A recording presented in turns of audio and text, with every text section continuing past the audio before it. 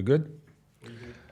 Lewis is still trying to wrap his head around that we have an alcohol commercial ban on Lithuanian media. As I've just across the board. understood, on a podcast. Now, this podcast, fairly popular one, don't get me wrong, sure. But still, you're not allowed to. It's not the TV, it's not the radio, but it's an internet podcast. Still, yeah, like they were cutting out pages out of newspapers and out of magazines to not have like old ads that came from before the ban when they were pressed. Wow. Where in Estonia, I mean, it's no secret. First of all, we drink all the time on the podcast and show the beer cans. It's not a secret that half the time we're high anyway. It's the comedian's life. You have to do that because you can't be all like hoity-toity. You can't be hoity-toity. That's it's a good use of an hoity-toity. Yeah, I'm all hoity-toited out. That's nice for a minute. I'll do the intro. This podcast has an intro. Welcome to the next episode of Comedy Guy with Louis Zezeran. I am here in Vilnius, Lithuania. And this episode is like the best looking fucking episode. It's probably sounding as well. The whole thing is way higher production value because I am in the studio of my friend Dominykas Klajumas. That's all right. It's reasonable. Whatever. It'll work. Yeah. Dominykas is a Lithuanian comedian. He's a podcaster. He's a content creator. He used to be on the radio, all kinds of stuff, right? This guy, he's like the people like him, right? He's a popular Lithuanian guy. I'm like you started talking with the girl and she says, "Is your friend cute?" And you're like doing the bit now. He's cute. He's amazing. Cute. So many, like whenever I'm in Lithuania, they're like, "Oh, what are you, Australian man?" And I'm like, "Oh, I live in Tallinn and I do comedy." And they're like, "Huh?" And I'm like, "Yeah, I'm like the Humoro Klubas of Estonia." And they're like, "Ooh." And I'm like, "Yeah, I'm like the Paulius of Estonia." Like, "Ooh." Like the best impression of a Lithuanian when they hear something, like a Italian from a cartoon. So that's how I get by saying that. And I was here a couple months ago. Paulius was on the. If you haven't checked the last episode with Paulius about 10 episodes ago, don't do it. Don't do it. Paulius is the most unfunny man that I've ever seen. Paulus, if you hear this, stop. This is an intervention for your comedy. But then ironically, you know what? And I mean, my podcast is based in Estonia. It's in English, aimed at people in Estonia, which I realize, look, they're all very good English-speaking people, but still limits me. But still, then you think I would interview a Lithuanian and, numbers would plummet from their high highs. I think I get the most views on that Paulius video. Oh, Paulus is established. He's the man, right? Yeah. There's enough Lithuanian people that wanted to hear a few bastard children of Paulus, like with the same hair, bowl cuts like this. Danny. They're just like his cat. They're all like hairless. Oh, Paulus has got one of those hairless Egyptian cats. Yeah, who looks like Putin. Yeah. You know that one because it's a lovely cat, but it's a ball sack. It's just you're holding it. I know. I don't want to touch it. I go over to Paulus's hat. I'm like, that's nice. You want to be polite, right? You know what? I'm like, can the evil devil cat go upstairs now? Yeah. So I'm here for a couple days in Vilnius, and Dominykas has got his own studio here, and so we're just popping in doing the podcast. I just want to catch up, man. See, how you been, and the last time I've been to Estonia was when Louis took me in to do an open mic, which went great, and everything was very nice, and just I went to Estonia and. Like I think in Latvia, we first met in Latvia doing comedy. I've done also an open mic. Dude, I don't with Mantas Katleris. You know what? I have such a bad memory. Maybe it is everything that I know that happened. Guy but who I have looks no like me, just with a smaller face. I know who Mantas is. Yeah. Gold jacket guy. Yeah, and someone said to us. Latvian audience is so good. Estonians are like so rigid. They don't have any sense of humor. And I came to Estonia, and they were completely right. Like, what's the problem, guys? No, it was great. Estonian people looking at Lithuania, going, "Those people laugh at that." Ooh, yeah. Oh my god. Oh jeez. I guess they are a bit simpler down there. Yeah. Simpletons. Yeah. Beet farmers. So yeah, we're just catching up about. So what's so these days you this podcast that you're doing. So you work, you've done a lot of work as a comedian. You're still a comedian. Yeah. Done big tours. Done the whole thing with Humoro Klubas. But since the pandemic, it's like because you were radio before that. I think we were were we talking on your radio show? I think you came on the radio. Oh my, so many years ago now. Like you, and also you with the comedian. Probably because you came alone. Once, I think I came alone. Yeah, we're just like two porn stars, like arguing how's the scene gonna end. Yeah. No, you come. Wait, I come. No, what's the right hand rule? Yo, you come. Yeah, you came on the radio. Then you came with some. I don't remember who comedian who was like doing a tour. Okay. I don't remember who that might have been back in the Lithuanian, day. you just Was it a big comedian or just a regular one? That I don't we remember. happen to have Like here? It wasn't like Jimmy Carr or something or Daniel Sloss or something, was it? Was it? I think Daniel. Sloss, Was it Daniel Sloss? I think Sloss came on our Maybe show. it was. I think. We just had Daniel in Tallinn like last week. Yeah. 2 shows went really nice. The new show Hubris is a killer show. He's doing great. So yeah, it's because we have that great relationship with his manager through over years of doing Riga, Vilnius, and Tallinn a whole bunch of times that they trusted us to just run a couple shows, and We just did like a 7-minute bit of. Have I seen like you were like? I just, You gotta do the catch up. Oh This my is god! the personality we thing. should People want to know meet the more. things. I just Yeah, like- we gotta. We're like 2 millennials meeting up. Oh my god, we should totally. Oh, so have you become an old man like since then? Because I think I became a little bit older. Like get your ball off my perch, boy. I'm definitely becoming more right wing every day about things like vaccines. Not that I want to get into it. I've got my vaccine, but now I'm kind of like, screw the government. I don't know. MAGA hat. Yeah, What's up, kids? I have a MAGA hat, actually. When I was in America, I decided to order a $3 MAGA hat with like same day shipping from So Amazon. you look like a cartoon thermometer. Yeah, just to do it. Like, not that I really want the hat particularly, but just because Uncle Sam for $3, Yeah, it's a like great later hat. that day Yeah. to my door, I'm gonna get a MAGA hat. And my friend, he told me, he was like, I grew up with this guy. He's Australian and now he lives in Atlanta. And he was like, cool, you can do that, but just don't let my wife see that hat. I don't think shit's gonna. Like, they take it seriously. To us, it's a fucking joke. Could you beat his wife in a fight? Like realistically. No, he might be No? listening. No, wait. But if she came on to like MAGA, pa pa pa, Women have way more skills. They don't need to fight. They've got psychological warfare. Right. Lewis, you're so handsome. You Yeah, have be like, dark what? hair. Huh? You're Huh? the only Australian man in Estonia. You fit, looking all jeaned up, like with a 3-day beard. Like Apparently, the only I'm here this week because of there's a conference here in Lithuania on fintech, which I don't know anything about, but I'm really good at making it up. And they brought me here from Tallinn to do that. So apparently, there's no one in Lithuania who can speak English either. We got to import them all the way from the tropic north. I did this joke once. There was this rapper who used to come on our radio show. Used to come, I mean, because he's, I think he's Danish, and he used to come like once. Oh, to perform here. Yeah, and he would come on our show. And the first time he came, he's a black guy. He comes to me and I'm giving my hand to him. So you black. You rap, why no basketball? And he's like, oh my God, I'm just joking, dude. It's like, oh shit. And that's a true story. Look, they're so not used to foreigners in Lithuania. We met downstairs in your lobby. They were already using the N-word. They thought it was like just throwing it around. I'm like, guys, I'm white. I'm from Estonia. Okay, I don't count. I'm a foreigner, but...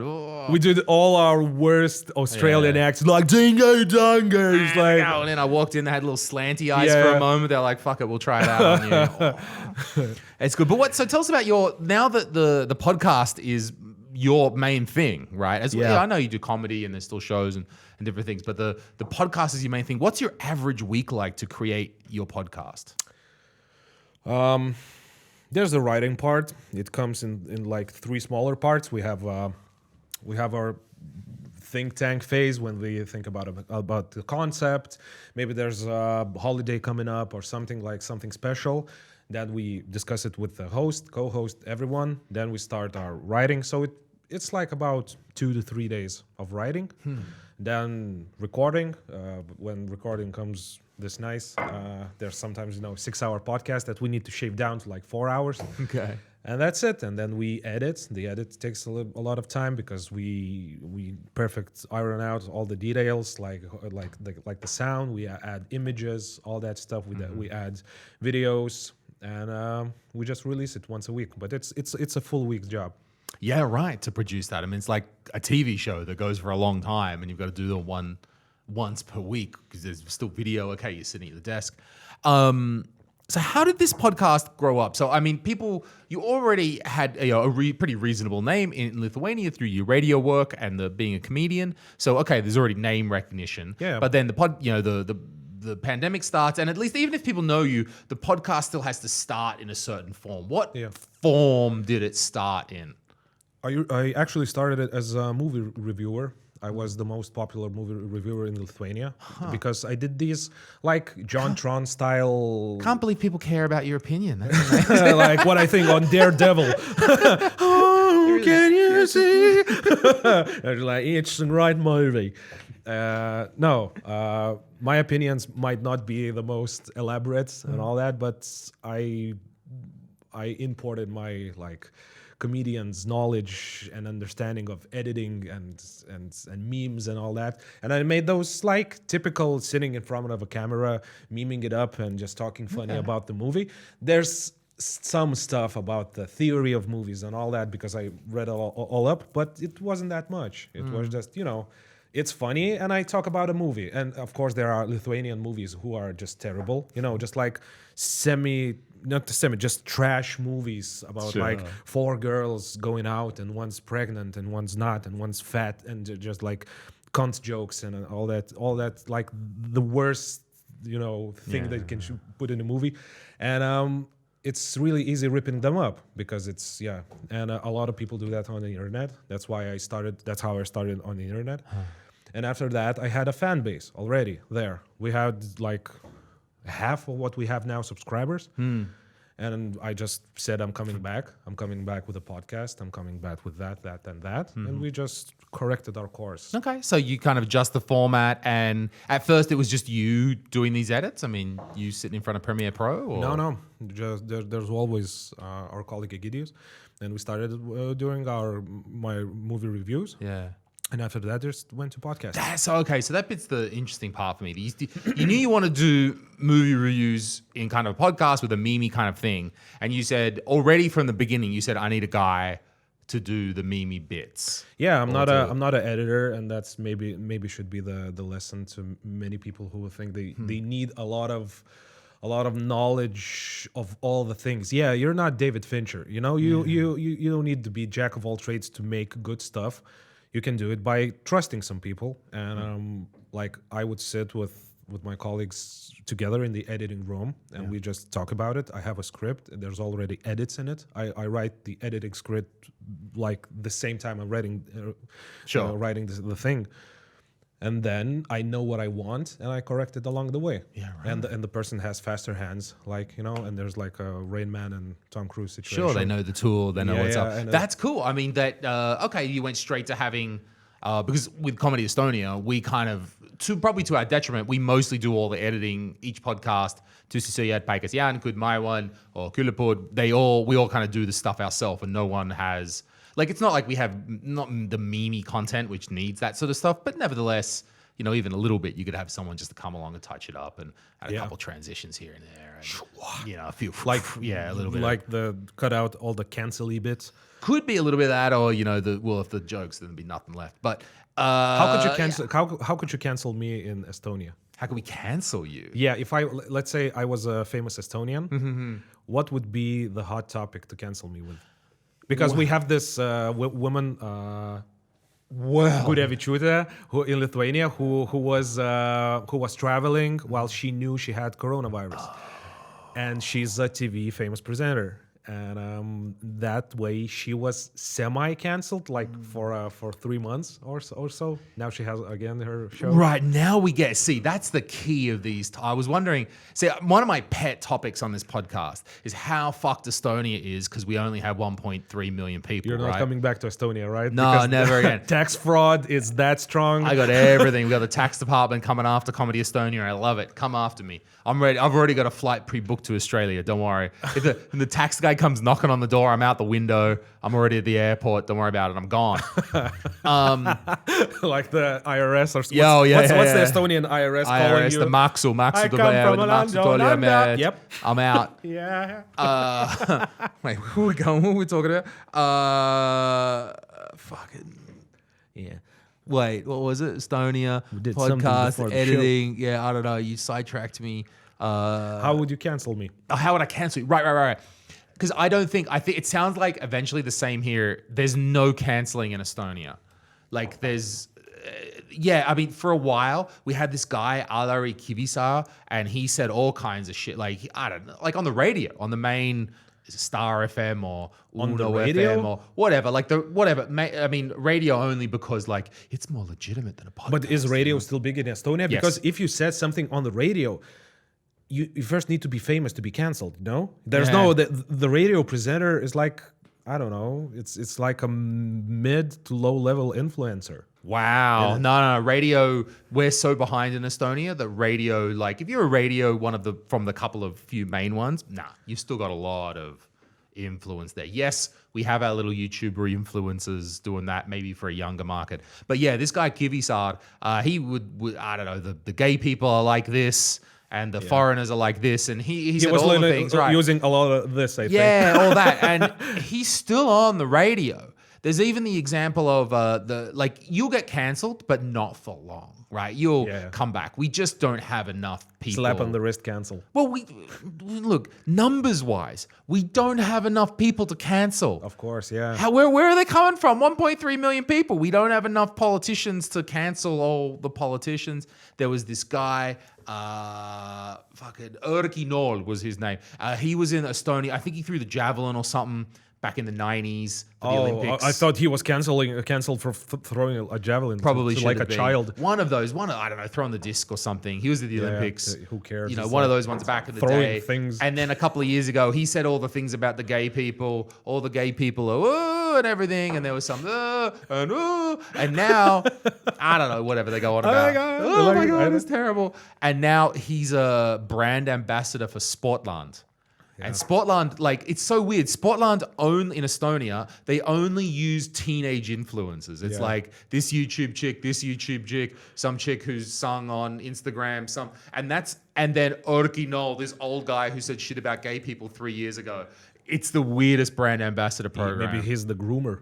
He's the honey trap. Right. You know who's also a Sportland influencer? Me. Oh, so really the creepy old fucks. Yeah, it's old guys and just like, dude, you're fat, bro. Like, how did you? No. That's the best. Like, that's the best Australia. You're fat fuck. You're fat cunt. Oh, yeah, No. I'm sorry. You're looking tremendous. Of course, yeah. Absolutely. I look like a burnt candle, like under this, like a pear. So you're Sportland. So you're in the ads, right? Do you have to wear like some Adidas or Adidas? What are you? Yeah. Okay. I'm a big, strong guy. And looking like that. Okay. I'm a little husky. Okay, well that's cool. I'm not going to talk any more shit about them Sportland. No. So please, is it the same? Is it literally like, 14-year-old influencers and you? There's the whole there's a dip, there's this graph that explains like the realism of face in CGI, and it's like it goes like this and falls down to uncanny valley, and then it comes back. So there's the gap between me and the youngest person, like they're like 14, 15, 16, 17. And there's just like me. Are you the oldest person on the Sportland roster? No, I think not. But just some look other like older, that. Yeah. Yeah. Okay. Some older, probably Olympians. How old are you? Because you look good. I'm old as fuck, bro. I'm 41. 41. I'm close to 42. I know I sound like a 12-year-old. Whose blood are you drinking? What's the secret? Those Estonian chicks, they keep me young. I don't know, man. Like, Yeah, what it is. Why? I mean, You're a comedian. You should think a joke reason for your like. Yeah, why is for your that? No, and then Lewis I used to eat a pine cone. Lewis is too full of himself. He's just like, Lewis can't think of a joke. Lewis just thinks he's attractive. No, there's no joke. Yeah. I'm too full of myself. That's good. If I looked like you, I would be full of myself too. Like, what's the problem? Like, I have a car, I drive it. Like, fuck you. I don't have it. Like, I masturbate by the side. It's probably a company-sponsored car. Did someone give you your car? Oh, me? No, I don't have a car. I don't have license. Oh, you don't have a license? Yep. What sort of man? Why? You never got around to it? Why? Did it expire? Oh. I'm a lazy piece of shit. would be the secret here. We did like a small Instagram podcast with my wife. I'm married now. Like that's changed. I saw the ring. Yeah, I didn't think it was fake. I thought it was real, but yeah. It's the separation between my new finger and the old one. It's some child from Korea. Oh my god. It fits great, but I hope there are no dogs around. So. And we talked about it because me and my wife, we can't just get a license because we start like, doing the quizzes, the thing to get it. I mean, we just get lazy or whatever. And it's like, meh. And we have a dog, like a small dog who has a nice word, jobnutas. It's like a fucked in the head dog, It's like it's beautiful at home. It's like loving, caring, and just. Wait, like, that's why you can't get a driver's license? No. And then the dog is like with the other people, and we have to like leave the dog to my wife's parents or whatever, and we have to sit on a train for like 2 hours to drive the dog there. And to leave it because nobody else would take it. That's the reality, and that's why we started talking about our driver's license because we had to do all that shit. I have to take the dog. I have to all this stuff, and I'm like the old parent with 2 retarded children. I'm just like on the train trying to, come on to go to Radviliškis. And still, that 2 hours on the train doesn't motivate you. It does, but like no. There's people like look. Is that they're on the train? They're like, we're poor as fuck, but isn't that Dominykas on the train? Like, yeah, but like I'm seeing it to you, like looking at you, and you're motivating me to be in good shape. But like, nah. when I leave the train, when we leave the studio, there's still McDonald's, and they're still, not doing the thing that I don't like to do. Wow. I don't like, okay, on the topic of things I don't want to do. First of all, I got my first license first when I was 17 Black or whatever, people, right? and there's like cuts. Not only that, I got my Estonian version of the license, and I had to not only study the Estonian lessons, but, okay. The Estonian, what's the word for a license in Estonia? I don't know. I am doing Estonian class, but we haven't got to license yet. You think that's one of the first things? Like if an Estonian cop comes to you and says like, document, they would just say document. Oh, okay. Yeah, so document. There you go. Document. Answered your question. The Estonian system. I had to still learn at least the theory part, right? I had to do that regular quiz where you got to go in there and do it. But the English version has not been updated for like at least 15 years. Like I can trace it back through other foreigners who have done it. And I'm like, was it dog shit for you as well? And they're like, yeah. And then we kind of worked at least 15 years. They have not updated the official translation. And the Estonian one is like, you've got to get A and like the answer could be A and B. Yeah. Like not just A, B or C, multiple right? choice, yeah. Multiple choice, but it could be A and B. Yeah, Lithuania the same. You can't just say A and get it right, they're trying or to B. outsmart you. Yeah, like yeah, you're looking at the back of a van and it says you should go left, right, center, or only on Sundays. Yeah, it's like, aha, it's all of them. It's all of them. Fuck you. Yeah.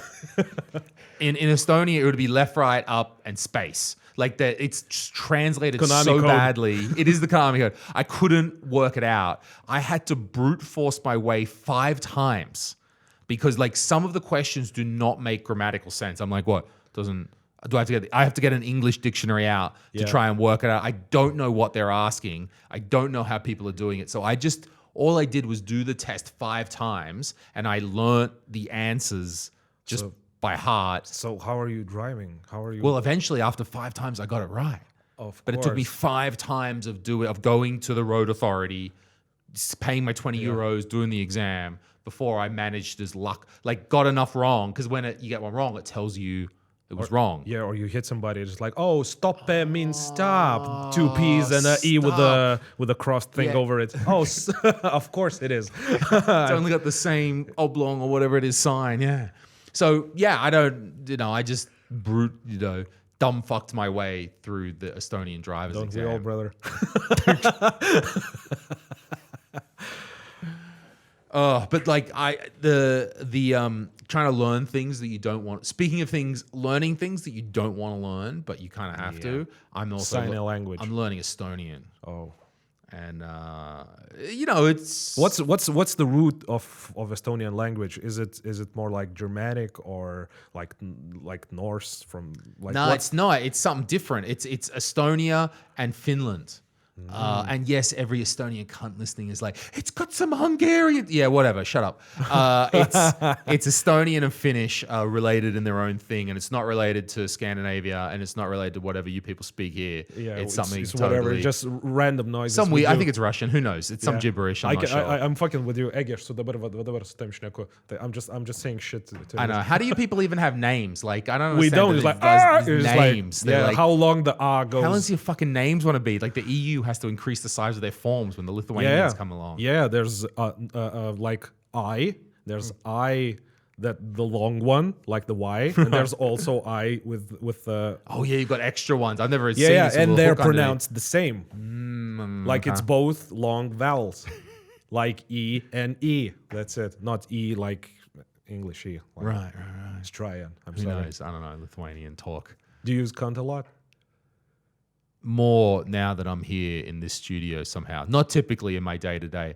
People don't... Here's the tip, you cunt. No, people don't understand how normal it is in Australia. It really is beautiful. Normal. It's like kurva. Yeah, it has the Polish thing because I use kurva a lot. Kurva, what is that? It means kurva. In Polish? In Polish, it means slut. Okay. Like indefinitely means in Lithuanian slut. But if it does actually mean in Polish only slut, I'm not sure. But it's a cunt, like. Wait, this is awesome. This is super sexist part of Lithuanian culture. Wait, your word for slut is taken from the Polish word for slut. Yeah. Because presumably some Polish women came over the border and there were not some good interactions and then therefore... Maybe very good interactions because slutty women should get a... Well, true. Maybe excellent ones. True. Like the 18, now, whatever. Right, it's... Your word for slut is basically Polish women. Yeah, but it doesn't mean slut in here. Like it does, and but it also love, does because I have love. No, not love. I'm like just like kurva luz baigas. It's like my beer is finished. Like that's beautiful. It's so matter of fact. Slut. Don't call me that. No, slut. What? I don't mean anything by it. That's just what you are. Yeah, but cunt is also. I'm calling you a female reproductive organ. Like what's? It doesn't fly like that. It's just like a cunt. Oh, how do I get another one of these beers, which I am promoting on? Yeah, get a beer, boy, because this is going to be shown. But what happens then, though, Dominykas? Because the internet is a large place. Thank you. Yeah. It's a wild place, and maybe I publish this in Estonia, but somebody in Lithuania happens to see us. It's not a Lithuanian. I don't know. Wow. So it's somehow judged on where it's made. Or the intent, or the Lithuanian language. Do you have? I don't think you have Wolfas Engelman in your country. It's not a. No. For you. It's not a. Oh. So if we went to Tallinn, so you got to come on to my studio in Tallinn, which is not half as good as this one, and then we'll drink Lithuanian beer in Tallinn, publish it on the internet, and see if the authorities have a problem. With that. Fuck the police. Yeah. In Estonia. Like we're such white people because we don't have such little problems. Like it's not allowed to, commercially not produce, but present beer, and that's it. That's the whole problem. Fuck you, mom. Yeah, I'm going to Estonia. I can do whatever I want there. Yeah. Okay. Well, it'd be nice if the Lithuanian authorities paid notice. That's cool. I would consider that it'd be an honor. I'd probably pay the fine. I don't know what the fine is. Never come into Lithuania again. Oh, really? It's all right. It's good. It's nice to have a little pause in the middle of the podcast. Yeah. As well. We're talking so much stuff. I'm pleased that you're doing well. I'm pleased that that you've transitioned into this new thing, and you're able to make something with it. Obviously, with your old, you've worked so long as a radio announcer and as a comedian, a general entertainer. So that you were able to embrace it. I think there is that getting back to that aspect of that straight away. You understood you needed an editor. Like straight away, you were like, "I need some help." An editor is not An editor is just a part of the mindset, I think, what's the important thing, because I needed time to differentiate me from a guy who just makes things. Like I used to be a guy who just paints paintings, or I just make videos. I do a video, I still work with an editor, but I can make so many videos because I'm just like turning the handle and just the product comes out. I'm turning the handle.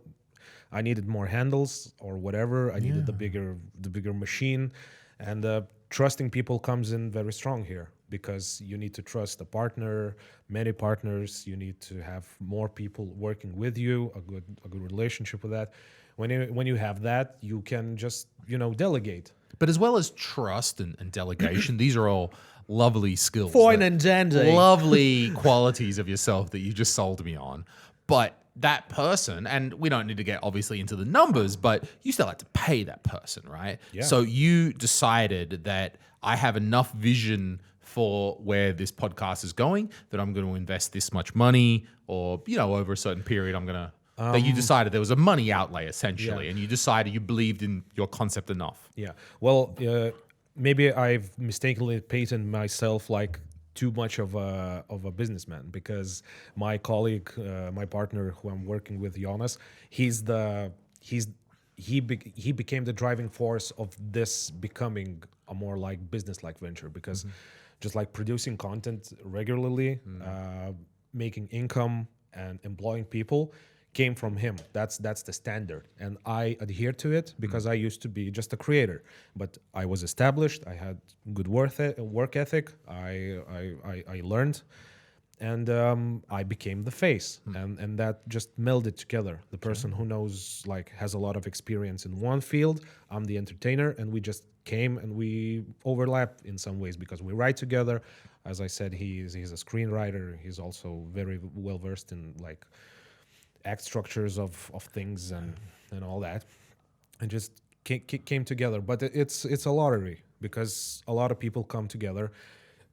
It starts becoming cumbersome for a lot of people, because there's a lot of differences, and those differences sometimes become very irritating, and you become very tight knit. You become very tight because day and night you're talking, you're texting, you're writing each other. And it becomes a second family. And if you have to trust, stand, and not stand like the person, because otherwise it's hell. You won't do it because it becomes cold, and I don't know. I like how you got to this, because I'm comparing to comedy. I mean, I like the idea, first of all, that you've understood that some management or help or partnership, whatever you kind of want to call it here, is an advantageous thing for you. Because in the Estonian market, I do think that the kind of big thing that separates Comedy Estonia is we decided we were going to be a professional management agency for comedians. Yeah. And you can be with us, and we're going to try and help you as much as your talent allows and your will allows and all that sort of stuff. So in the live comedy part, when it comes to that, we're like really good. That's where we excel there. But it's interesting for me that even though we have these successful podcasts with Comedy Estonia, none of us have actually taken the business side to the podcast.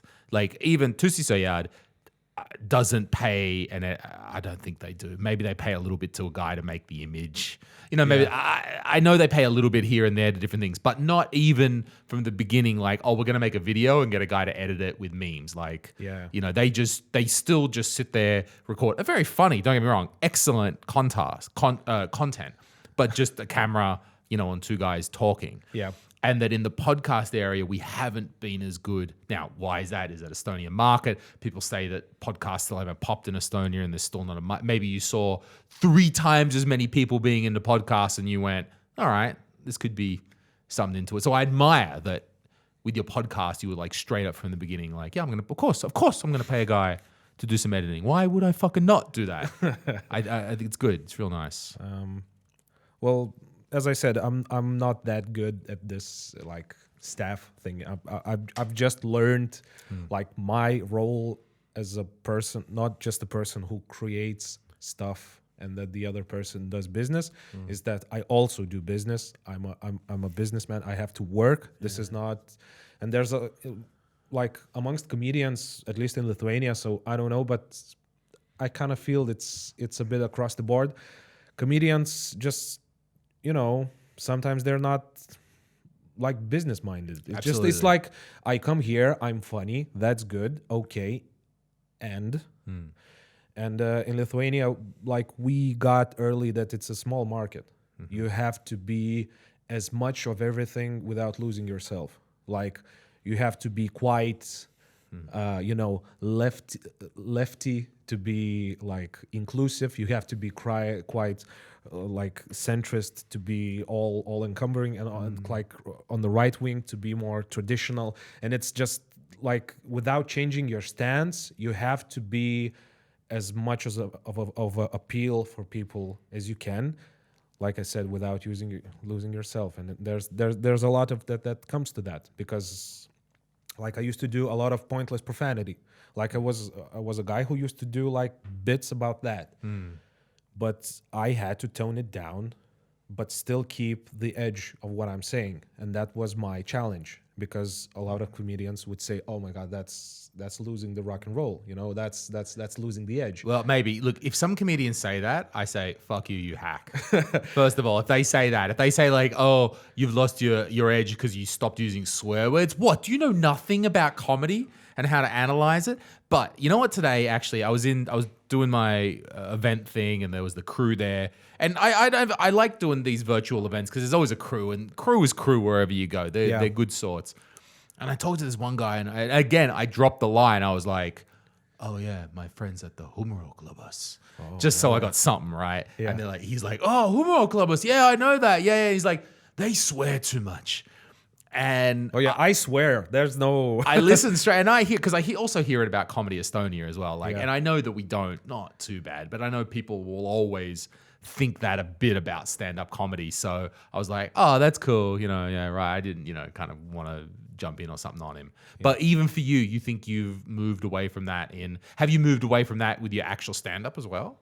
Or is it still No, not really, but I moved away from pointless shock value where there's too little to gain. Okay. Like there's ground to gain in terms of creativity. Like you want to push the boundaries, you want to push the words that of course you can say all the words, but there are words in context of what's happening around you, what's the social stigma to it. There's weight to it, and you start to weigh what's the gain. Sure. From the thing that you're saying. And if you're saying just to be shocking and ugly and that, it is, let's say at least, well, it's too much. It's like what's the gain from this? And if you start using your let's say your more darker points as accents, but not as because if you start using everything on the whole stand-up, it becomes the same. Nothing becomes shocking. It's all muddled. But if you start like spacing it out, it starts sounding like a PG-13 movie, because you have to take a fuck out here, take a fuck out there. Maybe it is, maybe it isn't. I don't have a good defense, or maybe I'm not a proponent of this. I'm just I'm telling what was my road to becoming more appealing to Lithuanians without feeling that I became less of myself. I mean, I would argue just to being a better comedian. Doesn't mean like more, while this possibly did overlap with being more popular. Yeah. Just learning how to remove the profanity without taking away. But not just the profanity, like the whole... There's the word called šlykštinimas. It means like just being disgusting for disgusting's sake. And I used to really, really like that, because I used to gain when I became a comedian, and just with my parents before that, when I said ugly things and disgusting things, people went like, oh, and it was fun. But after that, it became the only crutch I standing on as a comedian. And when you stand on that like for 10 years, it becomes the crutch, yeah. And you need to be more well-rounded. You have to introduce your worldview, your insights, and all that. And I started using my best weapons less, so they became more stronger. I like that idea. I like as well that. So you said, yeah, it's been about 10 years or whatever, a bit over. Or Yeah, it's my something 10th like year right now. Yeah, okay, 10 years of doing this, right? Also, not only have you progressed as a comedian, so what I've just heard now is a great story about an artist starting off with one thing and then moving to, learning about themselves. Fuck, it takes a long time. There you go, 10 fucking years, right? Okay, stand-up takes a long time. Incidentally, I know in talent for a couple of times, and they're my friends, and I was helping to organize it. But there was like a gay and lesbian or minorities, like whatever, LGBTQ, whatever, open mic show, right? And It's a great name, LGBT, whatever. yeah, and it really rolls off the tongue. And look, I'm down with it, and I was behind them, backing them.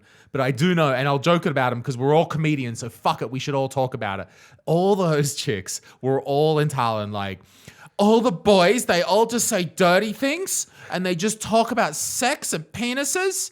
And, when we do our, like, it's not, we're going to talk about, and as soon as they did their own show, all they fucking did was talk about vaginas and sex and all that dirty shit. Because it's not, but comedians don't talk about it because we're boys. Okay, yeah, but comedians talk about it because that's what new comedians talk about. Easy topics. Yeah. That sort of stuff. That's, of course, you don't know how to write a joke. You're still learning it. So you grab on. It's natural. No matter what orientation, no matter what gender, you're going to go for easy because that's what you want to fucking write about. And then you get better. And then, you graduate out of that and you want to say more of your opinion, or you want to get more nuanced or more subtle. Yeah, low-hanging fruit is a phrase for a reason. And not only, though, when we're looking over the 10 years at you, not only did you progress, but the Lithuanian audience progressed as well. So, I mean, the Lithuanian stand-up would have started not long before that. You weren't an OG. You weren't an original. I was like 5 years after the start of Humoro Klubas. So I think like 3 or 5. Something 3 or like 5. that. So it's still, quite in the beginning, but not the beginning being, right? Yeah. But more or less. So you've got that's one of those real starts, as we did in Estonia, where there's like no stand-up, no knowledge of this culture. And then people are like, the theater? And then they come the first time in their suit, and the second time they realize they don't have to come in their suit. And it grows from that, right? So your audience has grown up. Yeah, it has to become a culture of coming to things because let's say I used to talk with this producer, a musical producer, who used to say, I could do a show in a smaller venue and make the money and do like 2 to 3 shows with the same artist. I do on the expensive stage of like Siemens Arena, because there's a hard-coded message in Lithuanian mind that this arena is posh. It's chic. It's if you come, it's the highest standard of coming on the stage. And the Lithuanians then go, oh, it's important, and the venue brings the thing. And when I think I've seen there's a lot of success with you guys going on the theaters. The theater becomes, it's not just a bar, it's not just a pub, it's not just a grunge underground thing with like, yeah, fuck pussy boy. Like it becomes a more theater experience. It becomes a show. And that's what my transformation was, becoming from just the garage band guy to becoming a person who can come still with my, ugly sweater and big belly on the stage, talk like not a simpleton, but like a simple guy who just comes on and tells you what he thinks, but do it in a more professional and in more just concise way, because that's the problem what I see with a lot of comedians in Lithuania. That's what they don't have. They have to have the appeal. They have to have the authority to come to the audience and say, this is why you have to listen to me. There's a lot of fame in that. There's a lot of, all those things that come before it, but you still have to become the authority of, here, listen to me. And if you have this laid back weed smoking thing, it still has to be calculated, in my view, because if you're a laid back guy, it still has to be thought about. And like, this is my character, this is what I am, this is what people see me. And some comedians think that they can pull off the weed smoking guy who just sits there and does funny things, when in the actuality, sometimes some of us need to grow up to become more like business-like, and slice things in more neat portions and become an entertainer. There's so much to that. There's two big ones in that. The first one is talking about the arena thing in Estonia. It's the Alexela Hall, previously known as the Nokia Hall, previously known as, I forget the other names. Motorola. Yeah, because we have an arena. We have the Sakuso Hall, which is like a hockey hall, a big thing, but no one wants to play that. Well, okay, maybe it's one difficult want to because do that. it has it's a bit cold. Yeah, it's a tinny, the metal thing. But for us, it's the Alexela Hall, which is only 1,500, which I know Siemens is 3,000 in its regular. You have about 1,800 in a reasonable configuration, don't you? Oh, you mean Humoro Klubas had the No, show? Siemens. I'm just thinking. Siemens Arena houses, it seats. I don't know. It's a basketball arena. So. You can go up to a lot. Anyway, all I'm trying to do Mantas is big. Katleris, our friend, he did shows with one of his friends. He did like 7,000 people came to Vilnius. Yeah. 7,000, Kaunas 4,000, I think. All I'm trying to do, actually, I understand. When I said that comment, when I was trying to comment on how many people fit into Siemens Arena, I was really just trying to big dick myself as a promoter. Like you're trying be to like, insult me about Siemens Arena? No, I was be like, I know how many seats there are in Siemens Arena. I know fucking things. Yeah, like anyway. So we have bench numbers should be more... like that's impressive. Like, oh, Lewis, you knew how many seats. Oh, please sleep with me.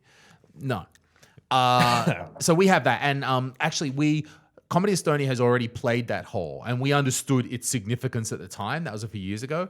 But we have that same thing in January with the Arimati tour. We're doing 2 nights there. That's very audacious, and I think we planned that before pandemic. I'm not entirely sure, which now seems like a very audacious goal.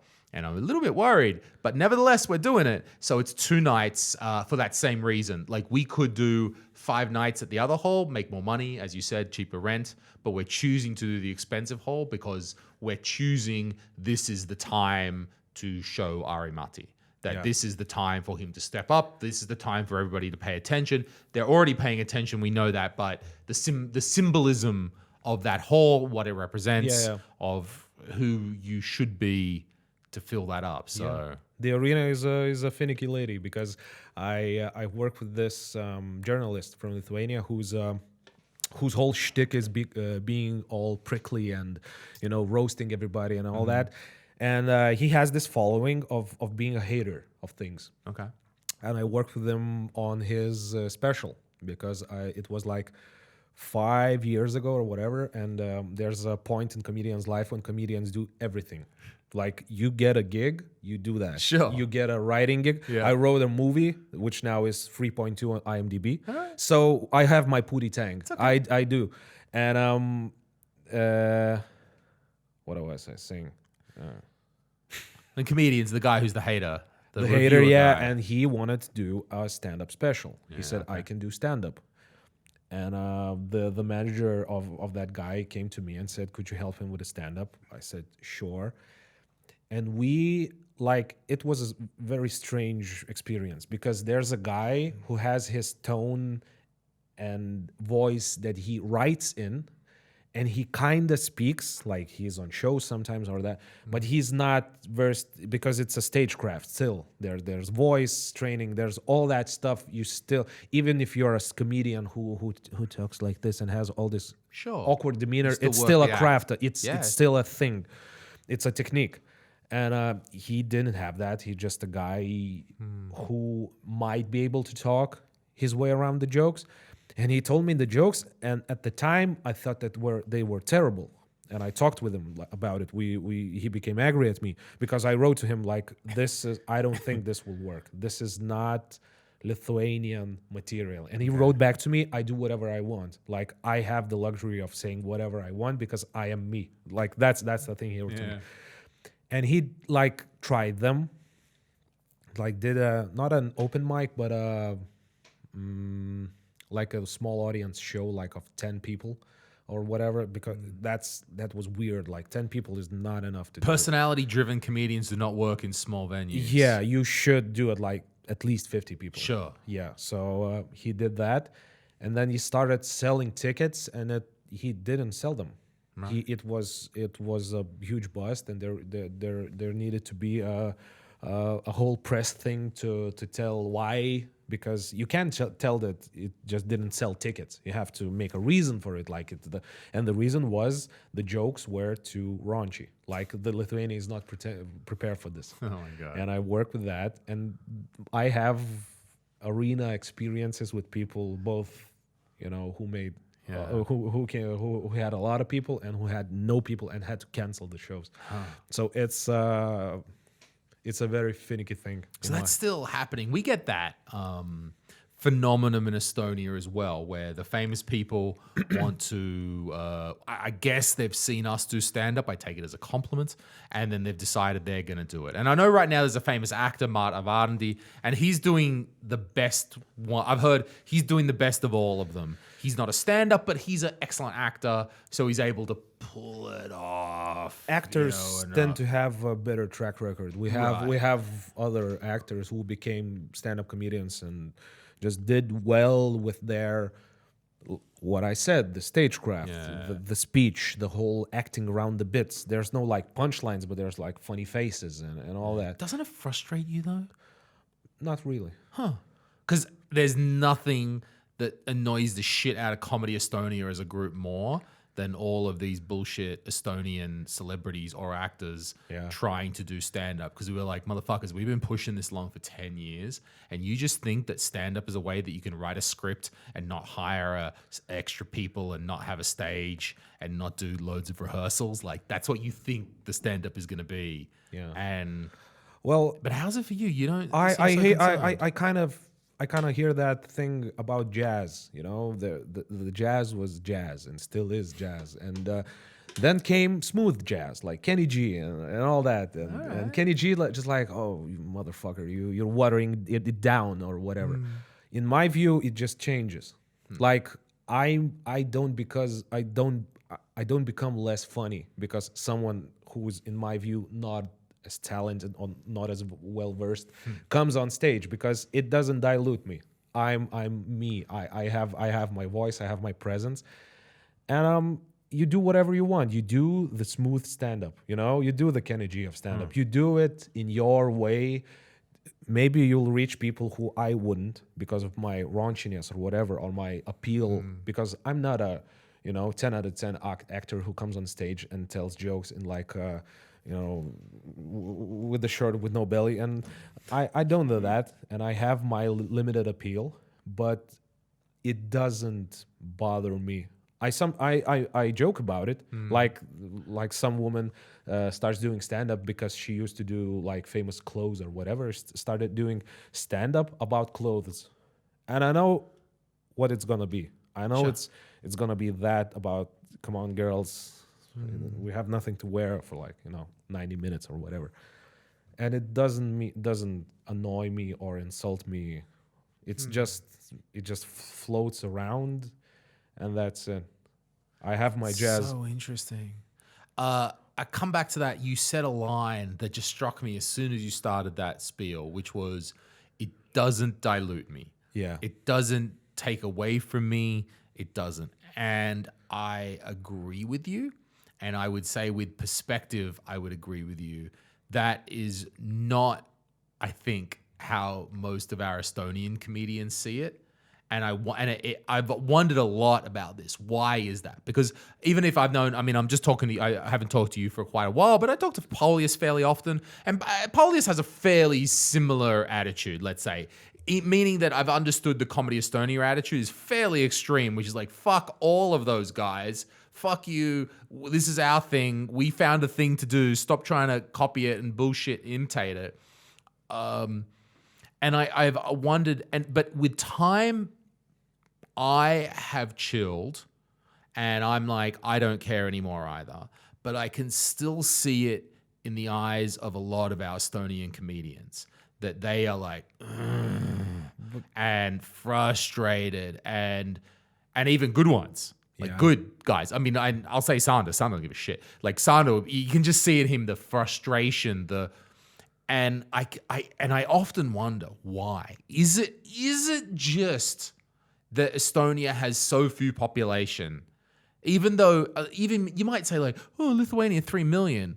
You know, is it 3 times as many people? Even though it's only 3 million, that doesn't make it sound very much, right? Yeah. But when you say that your population is 3 times as many people as ours, is there some threshold which beyond that you're like, there's plenty to go around? Where in Estonia, I think Estonian entertainment industry is just a whole bunch of cunts like with monkey knife fights, just like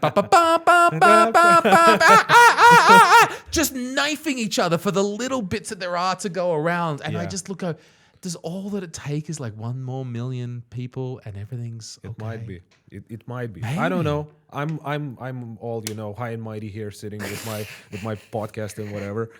I'm just, I'm trying to be honest, not about, because I cannot do the whole analysis of Estonia and Estonian culture, because there's a lot of factors that come to it. Sure, I do. Yeah, I wonder why. But the only thing is about me living as me, because cool. and I get if some guys become precious about the art, because you put so much effort into it, and I do my jazz, I do my whatever. And someone comes there with a like a shitty keyboard and starts like copying me. What is this? What is this? It's like mocking me. And jazz is popular now. Oh, yeah. And jazz. the only thing I would like to say to maybe some younger comedians, it's not about you. You're not stand up. You are a guy who does stand up, or a girl.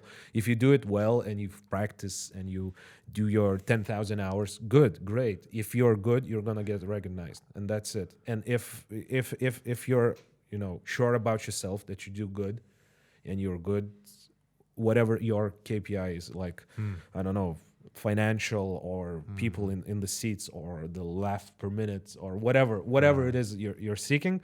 If you feel good about that, there's less of a chance of becoming bitter, because of you made good cars and someone else started making other cars, but they're like faster produced and becoming, Right. And we don't want to imply that, the Estonian guys are all bitter, just that it's a thing, right? Yeah, it's just the people who are, because I was bitter. I had this mentality. What's your advice then you're all now like, we're sitting in your fucking private podcast studio that you only do the podcast once a week. What a lofty fucking ivory tower to be saying this advice to the young comedians from. Yeah, so how were you when you were position. younger? How did you feel about when you were, I was bitter.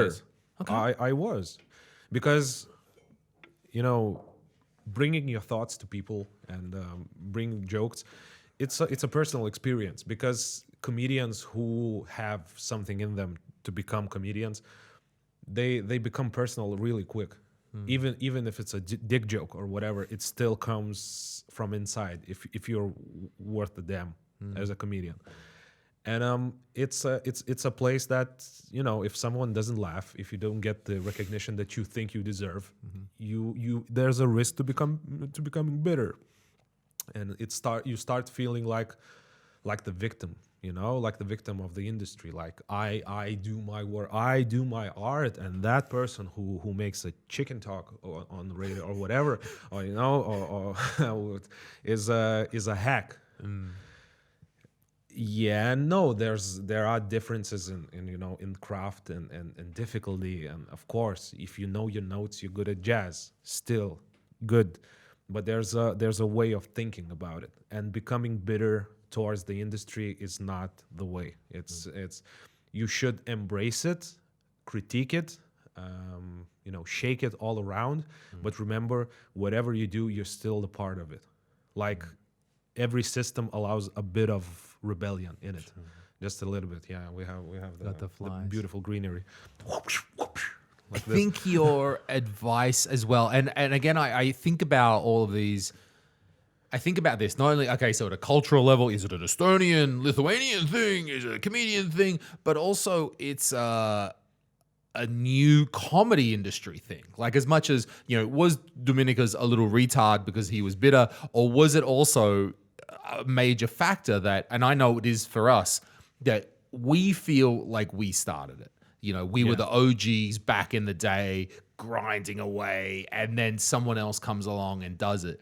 And so it's easier to get some sort of feeling like, fuck it, come on. Maybe not bitter, but like, what are you doing? No. And exactly that now over time, when new comedians are coming into our industries here in Lithuania and Estonia, they're 10 years, 15 years established. There's something going on there. There's already some legacy, some history, something's established, that they may not feel that same irrational bitterness because they weren't, in that time and place. Not that you have to be an OG or anything, maybe. Yeah. Well, in my experience, when someone starts doing your shit, you usually need at least some new shit. Like you need to become you have to become a bit fresher. You have to become a bit faster.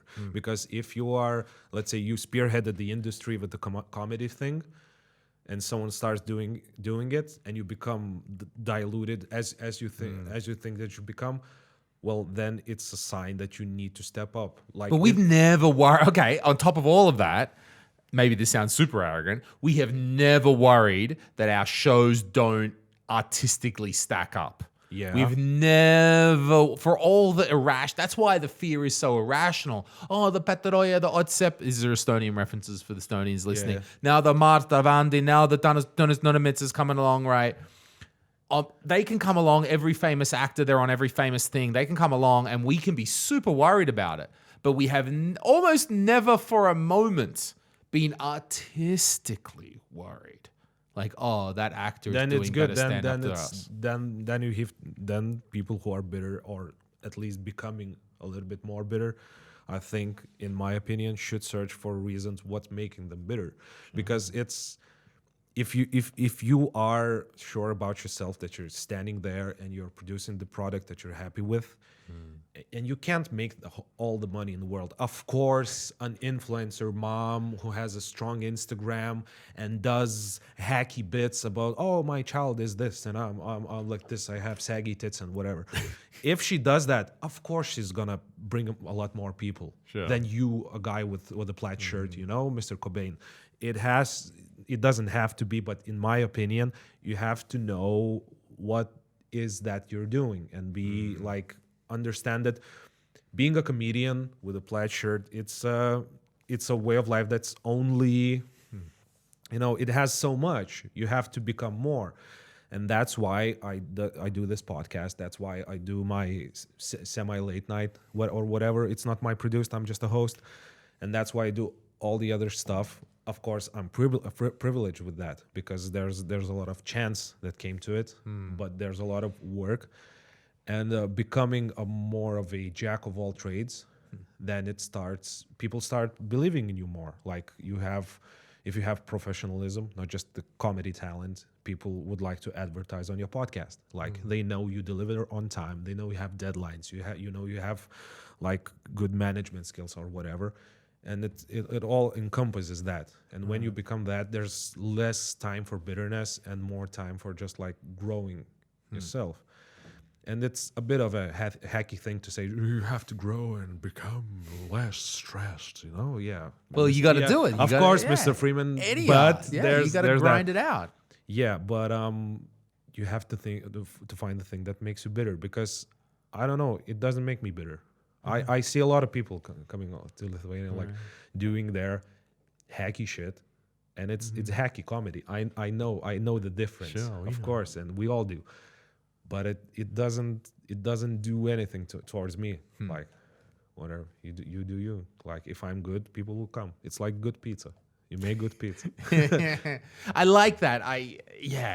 Look, it's a good attitude to have, and I certainly, I guess I've presented a certain side in this. I don't mean to say like we're bitter or wrong, but I just wanted to like really present it as different. And I get that because I've really known for Paulius over the years, and I've been impressed with Paulius over the years, I've been like, how are you so fucking chill, bro? Because I get that side. I know the bitterness part and very, very well. And it was a difficult time because you put so much in your art, you put so much of yourself. It's so personal and it's so grindy and so not glamorous, because TV life and all that, it's so much more glamorous. There's like free shit. You're an influencer. Get here's some clothes to wear, and here's that. And an artist's life has very little of that. And you have to be happy with what you produce and it sustains you. And if you want more and you feel like the industry is not giving you everything, maybe, and I'm quoting Kennedy, maybe there's something you're not giving it. And there's a street that comes both ways, in my opinion. It's still the same people come back and watch those shitty TV shows that you dislike or whatever. Talk shows when there's a woman who eats sand, and she's like, what her views on COVID or whatever. And there's a red-haired lady who would like, yeah, how's the sand? And we get it, but it's still an industry that you're part of. The same people that watch that shit come to your show, and you don't know that.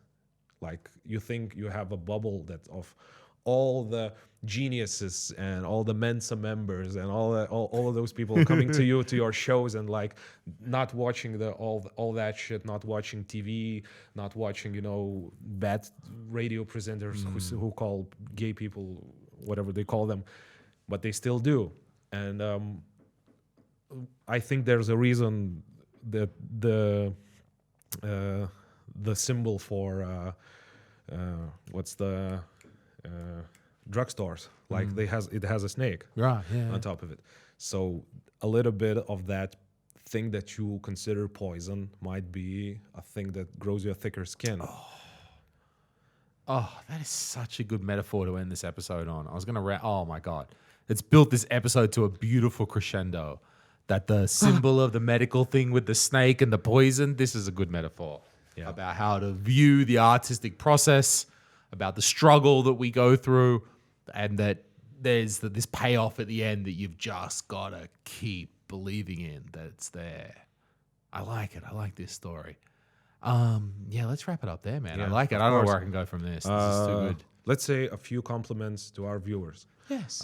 You, ladies and gentlemen, and they and she and sir, and whoever you feel like, or whoever you identify as, I feel you, the viewer, is a person who I would let into my house with the extra key. I would give you an extra key of my house. You can come to my house and we can play Uno, and I can lock you in my basement. That's how much I like you. Yeah, is this some Lithuanian shit? At the end, we all praise the listeners? Because there's there's Estonian people at home like scratching themselves like, compliment. Scratch yourselves. Like, think about me coming into your room, like hugging you and saying, thank you for watching this. We're Lithuanians. We're not cold-blooded. You don't need to put us in a freezer to like to put us our misery. Yeah, that's my compliment to you guys, gals, and all the people that are watching this. Of course, who are not watching this. Fuck you, who's not watching this. You know what? I'll publicize the video because it's the best video I've ever had. Absolutely. You guys and gals who are not watching this, I hope you get a cleft tongue, like cleft lip, like you become like this. That's my hope to this. Lithuania. Yeah. That should be your new marketing campaign. Come to Lithuania. Yeah, land of horses and people who cannot breathe properly. Land of horses. That's the thing. Why horses? I don't know. I saw a horse. Anyway, Dominykas, thank you very much for being on my podcast. Fuck yeah. Thank you for watching. Great.